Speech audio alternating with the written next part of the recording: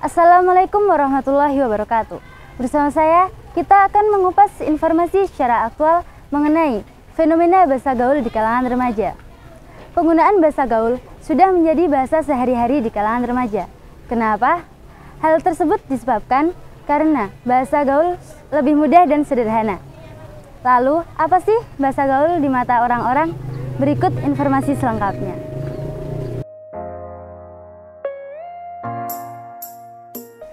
Menurut saya, bahasa gaul di kalangan remaja itu tidak masalah, asalkan tidak menyalahi etika kesopanan dan tidak menyeleweng dari norma-norma sosial. Bahasa gaul di kalangan remaja seperti saat ini udah wajar, karena emang ya kita kaum milenial gitu loh. Kayak ada lo, gue, dan segala macamnya itu udah biasa. Tapi ada tanda kutipnya, ketika kita menggunakan bahasa gaul, seharusnya kita menempatkan di tempat yang tepat. Maksudnya tuh masih di batas wajar kayak gitu, nggak kasar, ya nggak kurang ajar kayak gitu.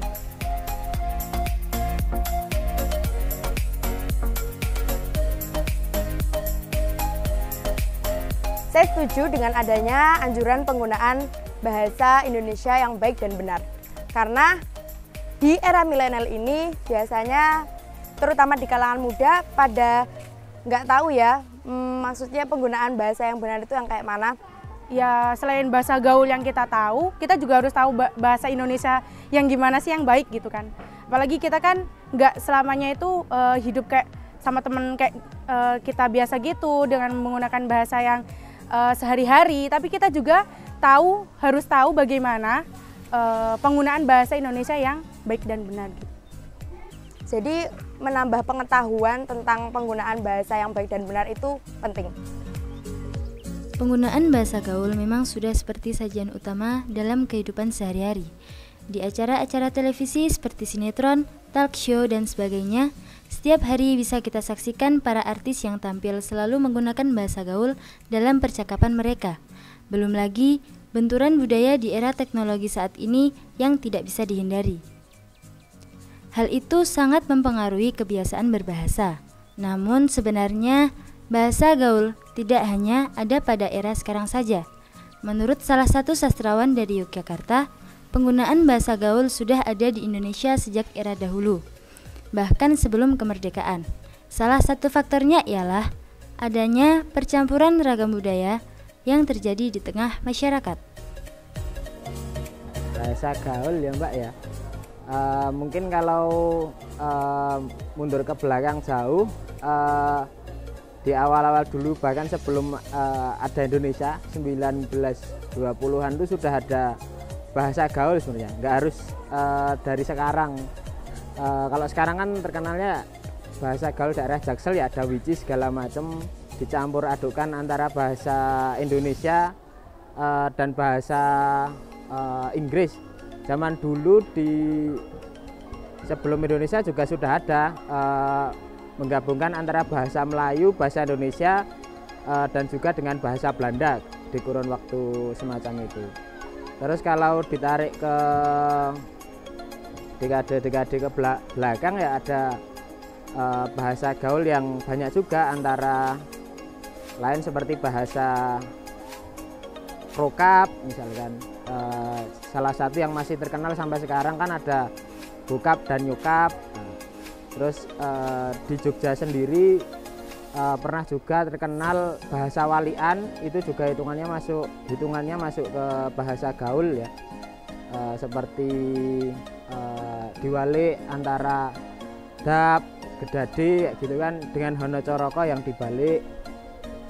Terus untuk bahasa gaul yang dekade sekarang mungkin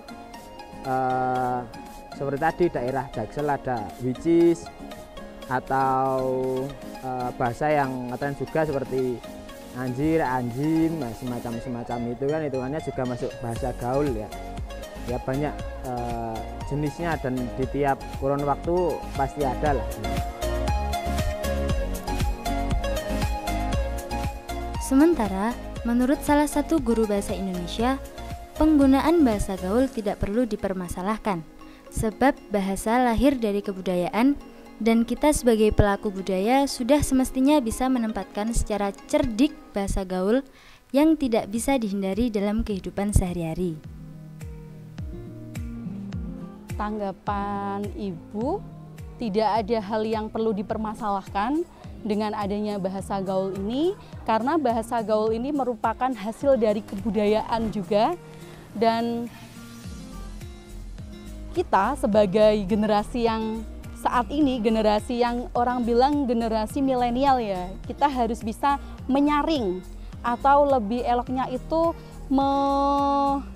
mengetahui di mana kita harus menggunakan bahasa tersebut sebagai identitas kita kepada teman, dan menggunakan dan apakah elok menggunakan bahasa tersebut sebagai bahasa komunikasi kita kepada orang tua, kepada guru, ataupun kepada mereka yang lebih tua. Jadi kita harus cerdik dalam menggunakan bahasa gaul itu sebagai bahasa yang tidak bisa dihindari dalam kehidupan sehari-hari. Generasi muda sudah semestinya mampu memilah dan memilih serta menempatkan keragaman bahasa sesuai tempat dan waktu yang berlaku. Dan tentu akan lebih baik lagi jika generasi muda mampu mengutamakan bahasa Indonesia, melestarikan bahasa daerah, dan menguasai bahasa asing. Agnia Salwa, Naili Raihatul melaporkan.